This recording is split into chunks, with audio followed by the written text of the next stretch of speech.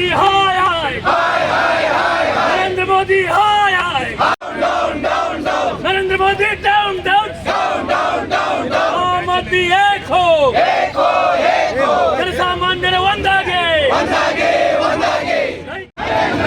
निवासी आज हमारे देश में सिर्फ आम आदमी पार्टी के लिए नहीं, देश में भी बहुत दुर्भाग्य की बात है कि हमारे नेता एक सुलझे हुए पढ़े लिखे नई नीतियाँ लाने वाले शिक्षा और स्वास्थ्य क्षेत्र में जिन्होंने बहुत क्रांति लाई है, देश विदेश में जिनका बहुत बोलबाला चल रहा है, ऐसे हमारे जो नायक हैं उनको प्रधानमंत्री जी ने अपने स्वार्थ के लिए उनको जेल में डाल दिया और उनके जो नीतियाँ हैं उनको आगे बढ़ाने के लिए, रोकने के लिए और इलेक्शन पर्पज के लिए, और इसमें हमारे एक और मुद्दा ये दिखाई देता है इलेक्ट्रल बॉन्ड से ध्यान भटकाने के लिए आज वो लोगों को हिरासत में ले और उनके कोई प्रमाण ना होते हुए भी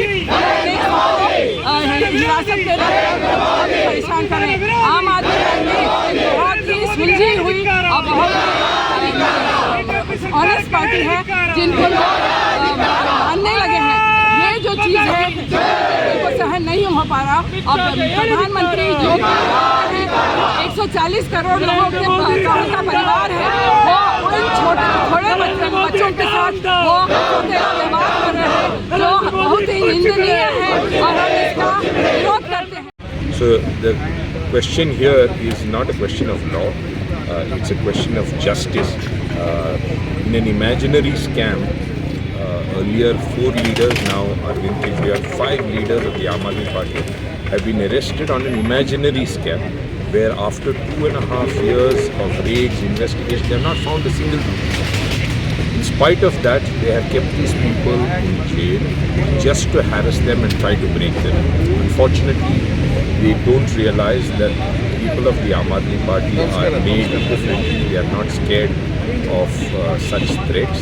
During the electoral bond scam, it's come out how they use the ED and the CBI to threaten people and get money.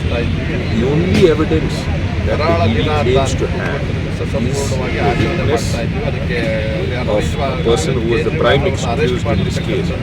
They have not found any money trail between him and the Aam Aadmi Party or Arvind Kejriwal. The only money trail they have found is that he has donated 5 crores to the BJP. So it's a mockery of justice when they say that let justice take its course. It's a mockery.